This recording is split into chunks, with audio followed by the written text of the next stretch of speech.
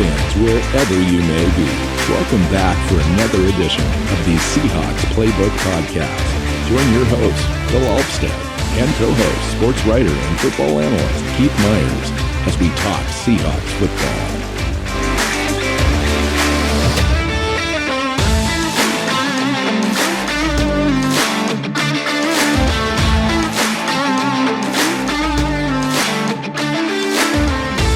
Hey, Seahawks fans, and welcome back to another episode of the Seahawks Playbook podcast. I'm your host, Bill Alvstad, sitting down with co-host Keith Myers. We're into the off-season now, away from the 2022 regular season. Wild card game didn't go the way we wanted. We've had a couple of shows since then. Last show, we started on the offense as far as the roster evaluations. We want to kind of set up the off-season the way we do that. We're taking a look at our own roster, who's going to be back, how we feel about each position group as we go forward. Today we're doing the defense. That kind of helps us establish our needs heading into the off-season. And after this series is done next week, we'll come back and we'll start on the salary cap, find out where we're at with contracts, and that'll establish how much money we've got to spend in free agency as we approach free agency. Senior Bowl practices start at the end of the month, where we start evaluating players and talking about guys we're seeing there, and we lead up all the way to the draft. But it starts with this conversation now in really assessing our own roster. And today's the defense. So welcome in, man. Yeah, it's odd that we're in the, it feels like we were just talking games and now we're already 3 shows deep into the off-season program. So, but hey, that's what happens. You get eliminated wild card weekend, you move on. It happens quick. You know, it's funny because the conversation out of the locker room was Pete Carroll saying, that some of the young players are kind of shocked. They're shocked that they're no longer playing. They don't have another game to prepare for. It's over. It's funny how quickly that happens. And in fact, it happened just in a half of football, 30 minutes. 30 minutes of football, essentially. Mm-hmm. Seahawks were up at halftime and then dropped, 25 straight points to the 49ers. It's over. So here we are. We're evaluating our roster. Things went better than we thought they would be if we were talking on September 1st. But now it's January. Where do we think that the defense was expected to be? Where did it end up being? What do we need to do? And what should we expect in order for us to get better? I'm not necessarily saying that we need to get to the 49er level in 2023, but we need to bridge that gap. And it starts we need to close the gap. Yeah, figuring out where we were, what we need to do to solve our problems now. Who's on the roster? Who's under contract? Who's not coming back? Are some of the players that are under contract in 2023, do we figure out a way to move on from those contracts to help us with the salary cap? Let's have a conversation. Yeah. So where do you want to start? Do you want to start up front or do you want to start on the back end? It always seems to make sense to start up front. It seems like that's an area where Seattle really needs to improve. So this will be an interesting conversation. I thought the offense went pretty much as planned. We talked about it. There were no surprises. Maybe there's some surprises on this. Maybe you feel like certain players played really well, and I'm not feeling that way. And you think that we're going to go into the season with some of what we have, and I'm thinking, man, we just need to blow it up. So let's start right up front. Yeah, I don't think they're going to blow it up, but they're going to need to make significant changes on defense because this defense was bad. It was just bad, and the problems on defense start right up front. The interesting thing is that we have some good individual players that you could carry forward and maybe on another defense with really good players around them. Those players become plug and play guys that play well. But when you have an entire unit that is poor, it really drags down the play of even those individual players, and it makes it harder to evaluate. At least it does for me. Yeah, I would agree with that. I mean, you've got, you've got guys that just didn't perform the way we expected, and it just makes it harder to look at and go, okay, well, are they someone that we keep but then you look at individual performances and you, no, maybe we do keep them, but we need to replace this other guy and upgrade there. And it makes for a weirder defense. And then you add the scheme situation in there, new scheme, new coaching staff. Sean Desai, our assistant head coach, defensive coordinator, whatever you want to call him, back end guy, defensive backs coach, is interviewing for defensive coordinator positions, in fact, with the Cleveland Browns here this week. So we might even have the same coaching continuity back. But what portion of this is scheme and what portion of it is players? To me, that's a real big question. I think it's both. There's a talent deficit up front, and we'll talk about that. But also the scheme. I mean, they're in the middle of this massive shift in philosophy defensively, going from a 4-3 to a 3-4, and just getting the players that's necessary in place in order to run that other defense needs to happen, and it didn't really happen. And that again starts up front, because you look at guys that are playing different roles now than they were in the old system, whether that be guys like Jamal Adams, who went from defensive end to outside linebacker. Oh, sorry, Jamal Adams. Darrell Taylor. Sorry, I'm looking at my notes here.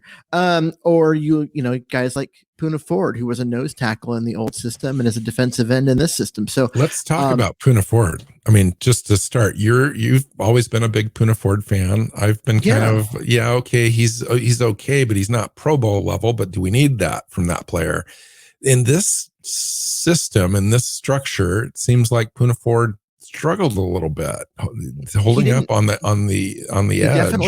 He definitely didn't make the impact as a 3-4 defensive end that he used to make on the interior of a 4-3 defense. And he's not under contract for next year. And they were paying him like $12 million this year. Yeah, but he was a guy that in the past was, the best defensive lineman they had, and so they were paying him accordingly. But when they shifted to this new system, he was one of those guys that kind of was left positionless, and he's not big enough to be a nose tackle in a 3-4, and he's not quick enough to be an end in a 3-4.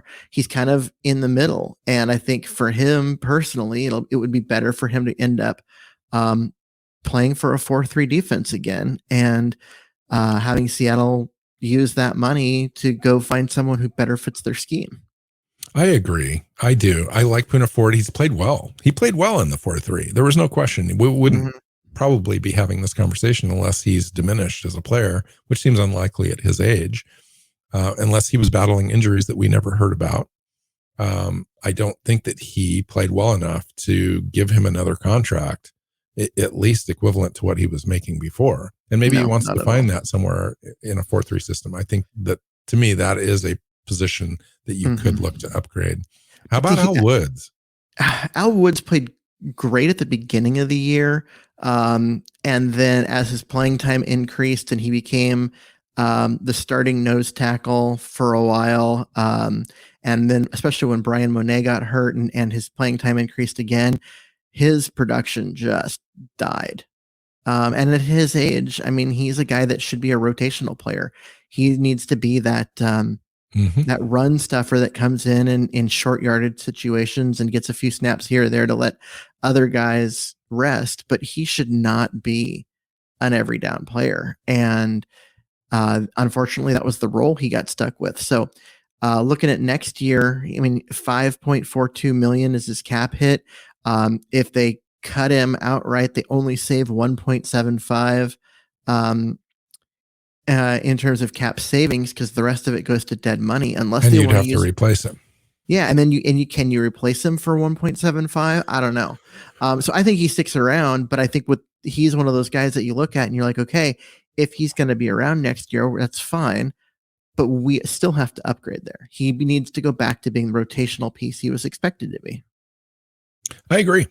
I agree. He's a great run stuffing guy, but you're not going to depend on that guy to make a penetration into the backfield and make plays. And over time, I think you're right.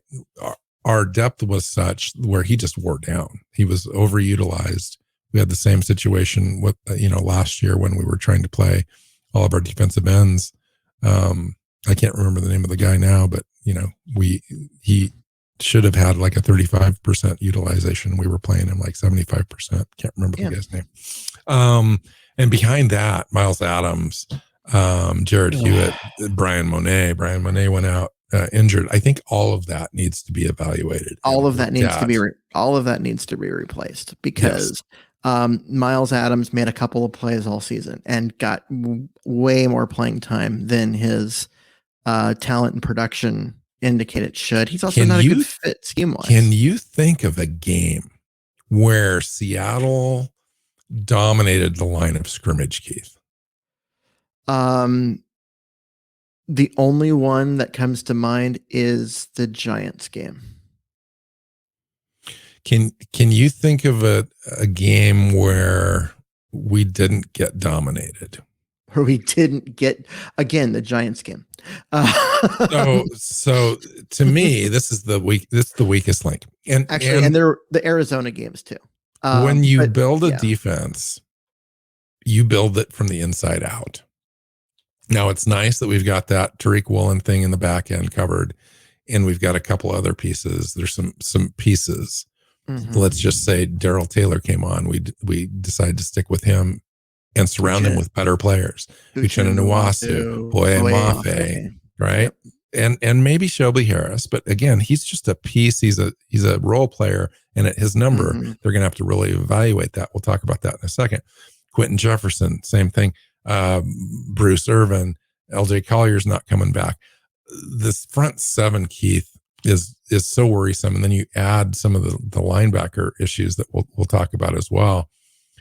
It's to the point where I think you're only keeping like 4 or 5 guys, and you're replacing, 3 or 4 starters and all of your depth. I mean, it's a real revamp of this position group, I believe. And position group, I mean, defensive tackle, defensive end, linebacker. Yeah. I mean, I look at all of this and I agree, but at the same time, I think that because what you've got is you've actually got a bunch of pieces that can be a part of a really good defense, but they're not cornerstone pieces. They're not the ones that their play is elevated when you have solid core pieces to surround them with. Yeah, these aren't the guys that you base everything else on. These are the guys that you stick in next to those cornerstone pieces, and they perform like really well. So what cornerstone pieces do you speak of? They need a interior defensive tackle, nose tackle that can command double teams on every play. Are we talking about 2 different players? Are we talking about 2 different positions, nose tackle and defensive tackle? And do we need 2 players to fill that? Is one guy the answer? In a 3-4, you've got a nose tackle and you've got 2 defensive ends. You don't have a defensive tackle. And that's why Shelby Harris is listed as a defensive end. And that's how Poona Ford played defensive end, because you're talking about a 3-tech defensive end and a 5-tech defensive end in a 3-4 system, right?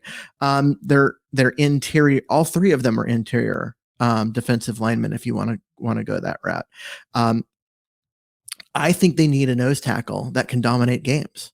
And if you have that, Shelby Harris becomes a really nice piece next to them that can make a huge impact. And Poona Ford would have been on the other side, but they didn't have that nose tackle in the middle. Or if you're not going to have that nose tackle in the middle and you're going to play Quentin Jefferson and Al Woods at that nose tackle spot, which is what Seattle did this year, then you've got to have a 3-4 defensive end that can take over games. Someone like Seymour, who played for the Patriots and then the Raiders, were just a super dominant, cornerstone piece as that like 3 or 5 tech defensive end. you got to have at least one of those guys out of your front three, and they don't have any. That's the problem, is that they have a lot of role players, a lot of decent players, but no one that makes the guys around them better. So if we could draft Carter and Anderson in the draft, that would be awesome.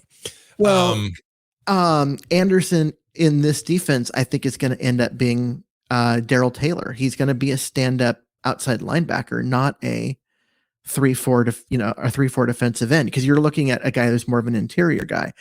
Carter would be perfect because he's a guy that you could stick either probably at the 3 and do we still need a nose tackle then, a guy that's a space eater, double team eater kind of guy? It would help because Al Woods is a guy that you want to be rotating in for that nose tackle. So that way, because defensive linemen, the best defensive linemen play 68% of the snaps, right? 2/3. You still need someone else to play the other third. And so I still think you need a nose tackle that can eat all that space and do things and make Carter's job easier, but Carter's going to make the nose jobs easier.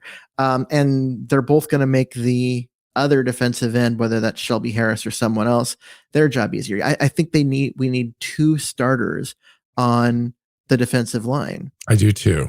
And then you've got, and they're really expensive in free agency. If you're talking about anchoring as one of your best defensive players on your team, those are Quentin expensive. Jefferson and Shelby Harris and Al Woods that can all be nice role players, guys that rotate in.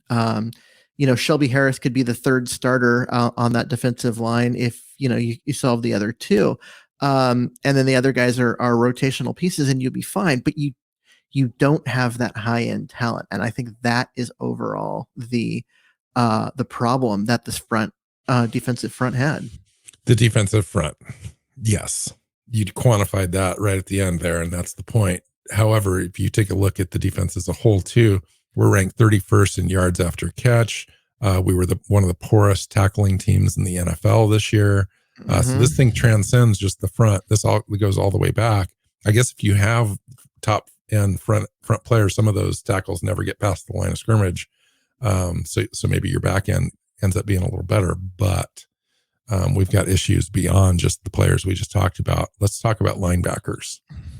So linebacker is interesting because in this system, it includes the edge players, where Seattle actually has the makings of a good defense as far as the edge players, because Uchenna Nwosu was fantastic this year. Boye Mafe developed over the course of the season, started out pretty good and ended up even better. And Darrell Taylor, who started out terrible and ended up great. They've got, they're 3 deep at a position where you need 2 guys on the field at each time. And then you've got Alton Robinson, who never played this year because he was injured from the very beginning. He's a guy that you could bring in and, have him come back and you could actually be okay. Now you don't want to walk Tyreek Smith, who they drafted, who went on the injured reserve as well. So so in that sense, like, they're okay there. Where they struggle is in the middle. And Jordan Brooks, until he got hurt, was like second in the NFL in tackles. And that was despite the fact that he was having guards and centers up in his face, blocking him on every Darrell play. Taylor could be the biggest beneficiary of 2 new stout starters in the middle of that line.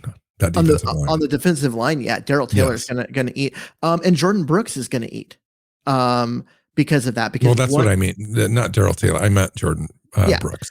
So Jordan Brooks is one of those guys who can absolutely, because he, like I said, he was second in the league in tackles at the moment he got hurt, and that was with having to fight through blocks on every play.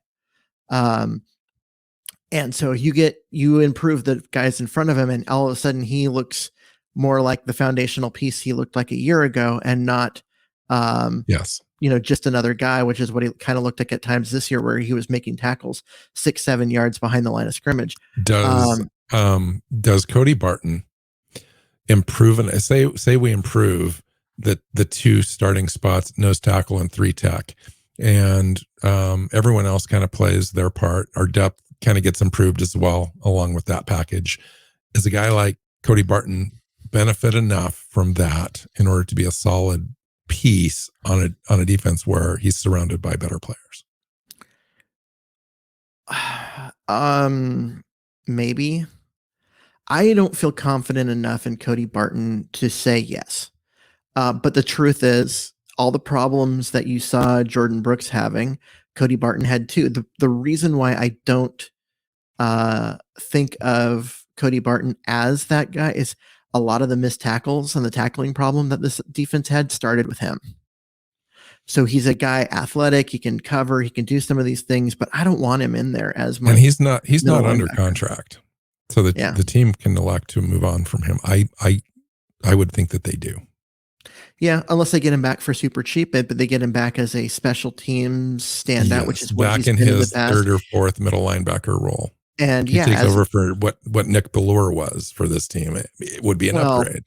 He would take over for what Tanner Muse currently is, and they would bring in someone of a more Jordan Brooks quality that would step in his role.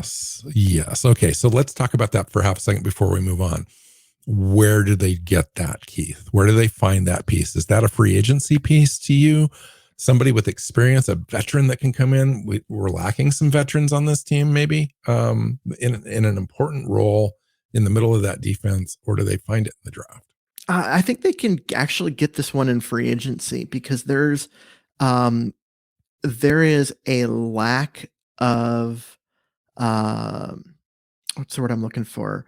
Positional like value around the league. There's a lot of good players that just end up moving around because teams don't value, those linebackers as much as they used to.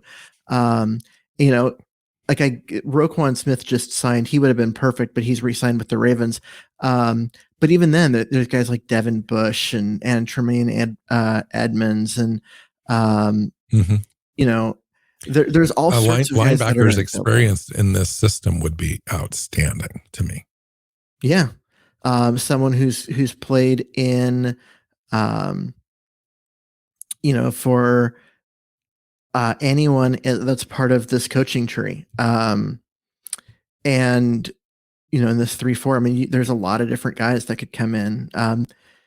TJ Edwards from the Eagles is the one that comes to mind for me as a guy that could come in and be an instant upgrade, both in terms of experience and that kind of stuff, but also in terms of talent compared to where Cody Barton is. Yeah. So what we've just talked about and to open this show is exactly the heart of the issues that the defense has. And we've talked about a lot of players that need upgrade, or at least we could bring in quality depth to have a better roster next year. And we have some ammunition to do that, but we also have the draft too. It's just interesting to me because when we talk about strategy, off-season strategy, team building, roster evaluation, roster building strategy, this is really the crux of it right here, is how you solve these problems with the money that we've got remaining, the contracts that we're expiring or have, what you do with those and what you do in the draft, because you can only have, and this year was kind of an outlier. We had six rookies total come in and have significant roles on this team. You can't do that every year. That was very rare. I would expect they might be able to get 3 or 4 out of a draft where you've got 5 top 100 picks, but to get 5 or 6 players out of a draft is just unheard of, to come in right away and play at the level that they had. So where do we spend money and where do we draft players? Well, I think that you look, like I said, I think at the edge players, they've got top end talent and depth. So I think you want to always add to that, but that's a mid to late round pick. The defensive line becomes really hard to find the kind of quality that you want on the free agent market because those guys just cost a lot, and they also end up being older and they get hurt a lot when they move on to their new team. If you're going to spend money, Tremaine Edmonds, who's a linebacker for the Bears, is going to be 25 next year, is an unrestricted free agent and played under Sean Desai in this scheme, until last year. So he's a guy that if they could get him, and he could be a Uchenna Nwasu caliber addition to this linebacker core and not have it break the bank to do that. That's the kind of thing that I think if you're going to spend money, you want to do it there and save your high-end draft picks for positions that are harder to fill, like, defensive line, because they're going to need one. Yeah, I mean, Tremaine would be a tremendous get. His coverage skills are some of the best linebacker coverage skills in the NFL. He had an 88.1 grade in Pro Football Focus. His pass rush isn't great, but they're not asking him to do that. It was still wouldn't be asked great. to. It was still good. His run defense, though, his run defense grade was 56.5, but his overall grade was 79.9. Mm-hmm. That would be an interesting get. I think that he would benefit. He's also playing on a terrible defense. He would. That's what I was just going to say. He would benefit from playing on a better roster. Now, the Seahawks' current roster defense is horrible, but it's not going to be horrible next year because they're going to vastly improve it. The Seahawks' current roster on defense and everything isn't as bad as the Bears was. I don't believe and so I think that it would be getting Edmonds in here for Barton would be an upgrade. If they can do that and draft a defensive tackle that can be dominant at times, then it's a massive upgrade because it upgrades both of the interior linebackers. And we haven't even talked about the back end, where there's probably the two biggest questions that have to be answered on this defense are. Well, the safety position for the Seahawks is crazy, and I'm going to read this to you. So, the cap number for Jamal Adams is $18.1 million. The cap number for Quandre Diggs is $18.1 million. We're paying our two starting safeties $36.2 million combined, which is the leading the NFL. Absolutely, and for that. The Seahawks got nothing out of the more expensive of those two players by $10,000 in Jamal Adams, and in fact found his replacement on the roster because Ryan Neal was the better player. Ryan Neal was named Pro Football Focus's All-Pro at strong safety. Yes, he is the better player. I keep saying this. People keep rolling their eyes at me. He's the better. He can cover way better than Jamal Adams has ever been able to. He was a tackling machine there. He did everything that for one quarter of the price. Yeah. So I think you can bring him back and let Jamal Adams go. Use that post June 1st. You can only use it once per season per team, correct? And so they would have to make a decision on Quandre Diggs as far as you can use it as much. You can use it as much as you want, but you can only use it once ahead of time. So, they can designate Jamal Adams as a post June 1st cut in March. They don't get the cap room until June 1st, but they can still release him at that time. If they want to use it for anyone else, they have to wait until June 1st to actually do the cutting. Quandre Diggs makes less sense because by doing that, even with the post June 1st designation, he still has $14 million in dead cap and only $4 million in savings. So are you going to be able to replace his production for $4 million? And unless you're talking about a high draft pick, I don't think that's the case. There was a point in this season where I was thinking that they would do this with Quandre Diggs because he just wasn't even coming close to his contract. He then picked up 6 interceptions and kind of played better. Still lacks tackling acumen, at least in my book. And that's one of the deficiencies on this defense And so I would like to be able to either upgrade or remain level with his level of play for a smaller dollar value. But the Seahawks didn't do that when they had the opportunity. They gave him a contract after that injury to remain loyal to that player. And they've done this in the past in their roster. They did it with Jamal Adams right before Diggs when they doubled down on that trade where it did not favor the Seahawks, and they paid Jamal Adams, which made it even worse. It did. But that was part of the trade. Like when they traded for him, it was, we're okay giving up what we were to give up because we know we're going to get him for 4 years because we're going to sign him. He just has never lived up to that trade or that contract because he's always been hurt. But this is a guy who was an all-pro at 24 and 25. So the talent is there. It's just the way he plays, he doesn't stay healthy. And then, just the development and emergence of Ryan Neal makes Jamal Adams so what do you expect the Seahawks to do? Do you address the strong safety position in the offseason by releasing Jamal Adams and replacing? No, you've got Ryan Neal, but you're going to have to fill that. You need to fill the backup role, the backup role, or a starting role to compete with Ryan Neal, and then the Quandre Diggs free safety situation where they've got, they don't really have any backups. Joey Blount is the backup. Josh Jones has been on the roster a little bit. Jonathan Abram came in. He's more of a strong safety. Tease Tabor played for a while. There's nothing there. The cupboards are empty as far as starting caliber players on this roster at safety. Yeah, I think that, you make sure that Ryan Neal comes back and you have so many other things to deal with on this defense that you kick this particular can down the road a year. I didn't speak earlier. I had the numbers backwards for Quandre Diggs.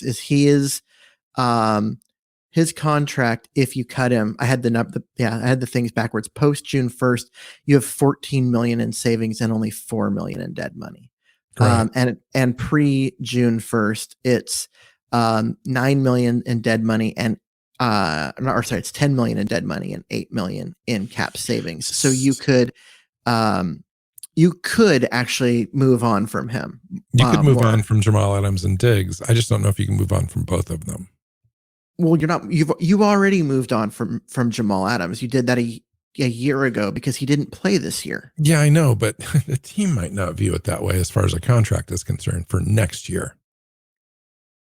Is he more valuable? Could he provide value at that number? No. You would save $11 million post June for cap savings. You would eat $7 million. Quandre Diggs, you would get a cap savings of $14 million, eat $4 million on post June 1st. I don't think that one of those two players is not either going to be back or is going to be restructured. Do you try to restructure Jamal Adams? No. Just cut him loose. Just admit your mistake, cut him loose. Could you be wrong?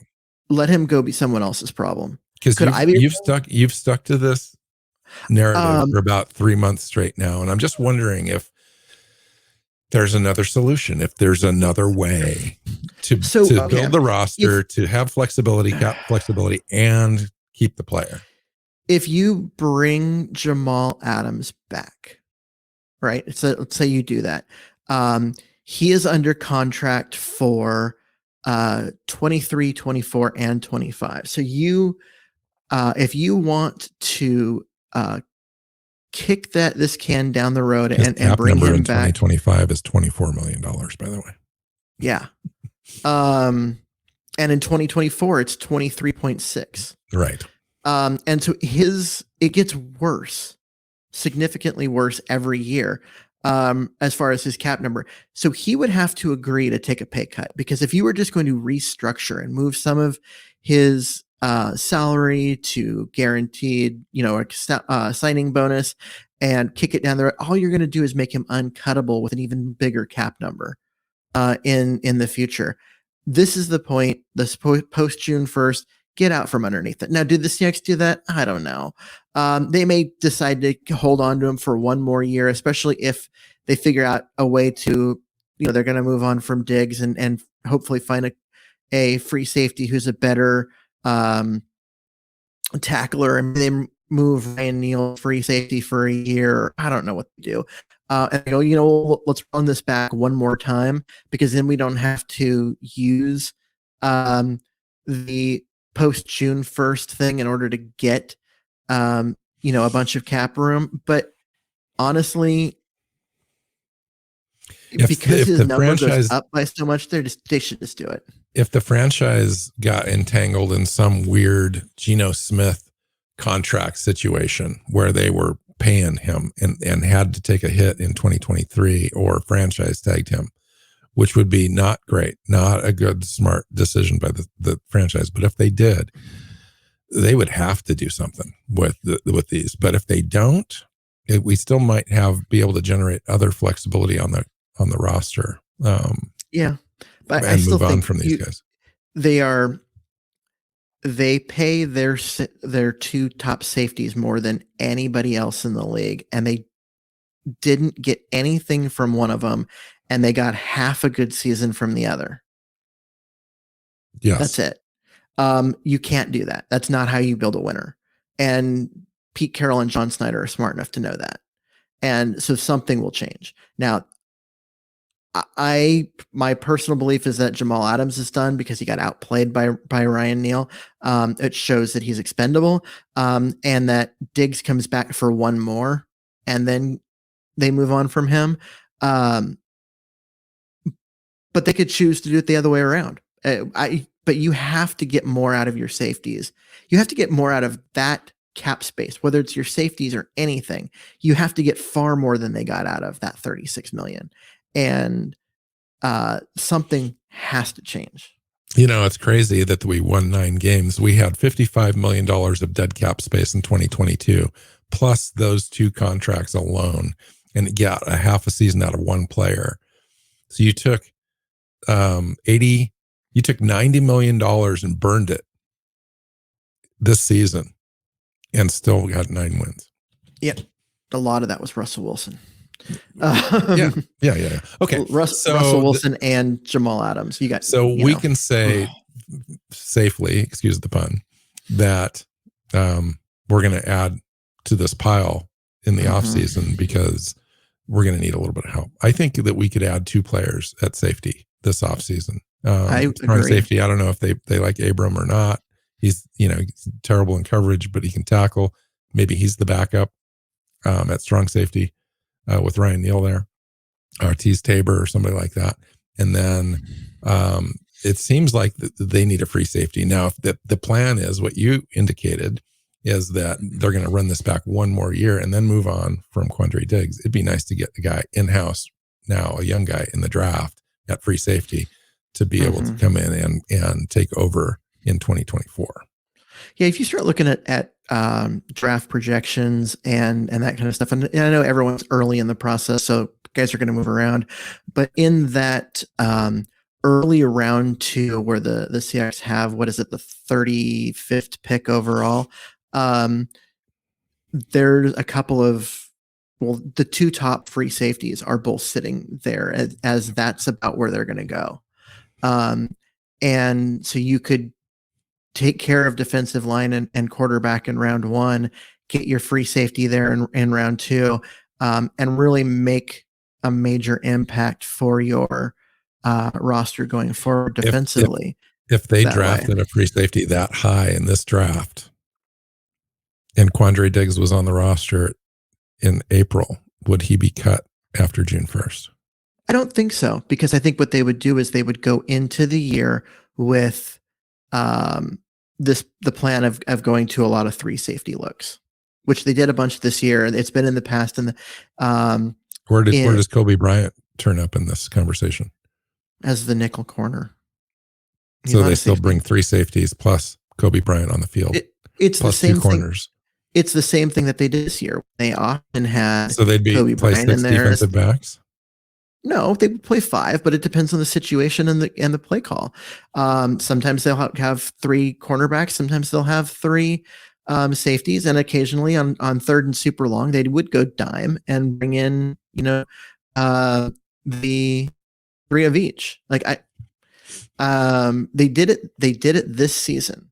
You saw, Neil Diggs and either Tabor or Abram on the field at the same time as the 2 starters, plus or minus Kobe Bryant. They already went to this system. So if you bring Diggs back and draft a guy, you could still go with it with the idea that if anybody gets hurt, you've already got the person there. You can develop them over the course of the semester and then cut Diggs after the season before the following year and recoup the cap savings then.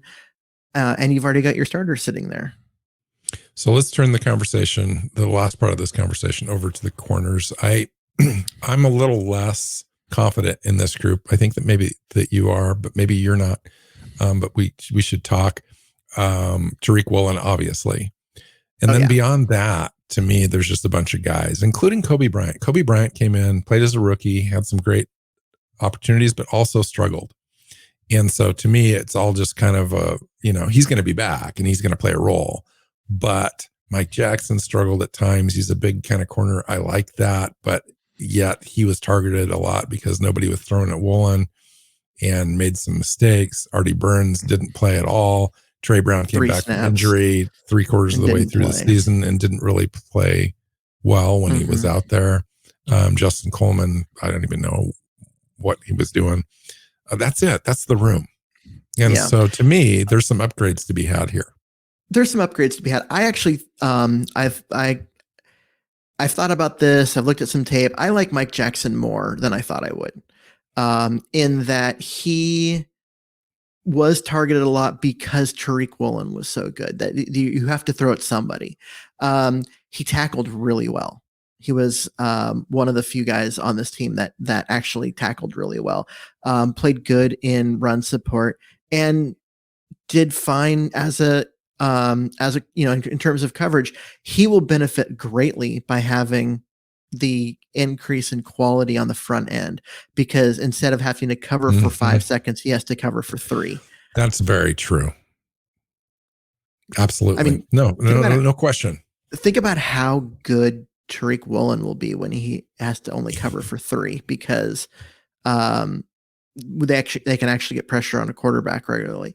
But basically what you're looking at here is if you run this back to Seattle in the 2013, 2014 era, where they had the All-Pro on one side and they had guys on the other side that, because Sherm was good enough on one side and the pass rush was good enough, it didn't matter that Brandon Browner was an average guy. He looked really good. And the same could be said about a whole bunch of different guys that ended up playing Jeremy Lane. Yeah. Yeah. I mean, there's a whole bunch of them. Yeah. They rotated guys through there. You've got Tariq Woolen, and if you can create a pass rush by actually having that defensive line that's competent,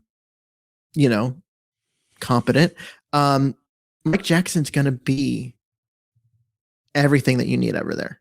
He's going to be like, you don't have to go spend a bunch of money or a high draft pick to get them. I think Kobe Bryant ends up 4th on the depth chart behind Trey Brown, because you look at what Brown did as a rookie before his injury, and he was an absolute quality player. Now, he came back 2/3 of the way through the season. He didn't actually get a lot of practice time, because by the time he came back, most of the practices aren't true practices. They're more walkthroughs than anything that late in the year. And so it was hard for him to actually get up to speed because he didn't have training camp. It's a new defense. It's a new scheme.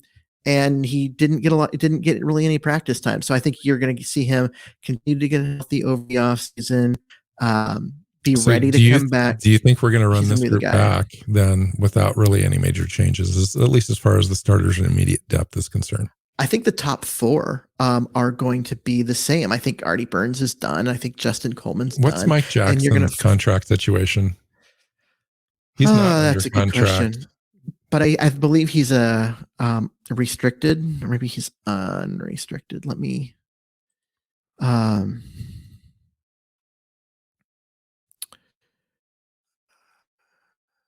cornerback.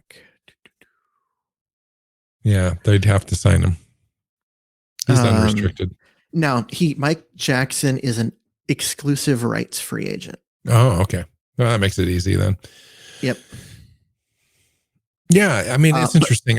You're probably right in the fact that they have so many other areas of concern, and they could run this back. You mentioned the idea of being improved just by virtue of having a pass rush. Now, granted, this team's been after pass rush for a long time and hasn't successfully solved it. This, even if they address it at the top end of the draft, Jalen Carter, let's say Jalen Carter falls or Anderson comes to the team, that still doesn't guarantee that this thing's solved. It's a piece, but it's a rookie situation, and so you may or may not have production out of that position. I mean, you look at the edge, right? You've got between the two starters, Taylor and Nuasu, you got 19 sacks. You got 3 more from Mafe. You've got that. What they didn't have was any push up the middle. And which is only going to enhance those outside guys. Yes. And so if this is why I'm saying, if they can get a Jalen Carter or just someone who can give some push up the middle, create it so that way the quarterback can't just step up away from the outside pressure, the pass rush will get better because they've got the outside guys. They don't have, what they don't have is the interior guys. And when they fix that, they'll have the best pass rush they've had since Bennett and Averill were here. Yeah, I still think they're going to have to find some journeyman veteran on the market at some reduced value, say $10 million contract, to come in on the interior and affect something there, because you're in the draft. It picking at 5, unless you move up a little bit, you're depending on 3 quarterbacks being taken in the top 5 in order for one of those premier defensive players to drop to Seattle, Anderson or Carter. But there's more defensive talent than just those two. That's very true. And you've got your 20th pick or 19th, and you can also drop back a little bit and pick up some stuff. You're right. There is. And you've got guys on the free agent market like Ashawn Robinson with the Rams, who was a space-eating nose tackle that helped make. Guy like that would be perfect in this defense. Yeah, and so if you could go get a guy like that and stick him in there as their starter at nose tackle with a guy like Al Woods as his backup, so a rotation where that would make the people around them better, because now you'd actually have that, space eating nose tackle on every play, and you just need to find, you draft a guy that can get pressure and do crazy things from the 3-tech spot, and you do those two things, and suddenly your defense goes from being terrible to, pretty damn good, because that's where the problem is. Most of the problem is up front. Yes. Yeah. Wow. Cool. Well, it sounds like we've got a blueprint now. We knew that we've been talking about this all year. We know that this is this situation. We know how to solve it. It's just a matter of, we talked about puzzles, how this puzzle gets fit together by John Schneider and company this offseason.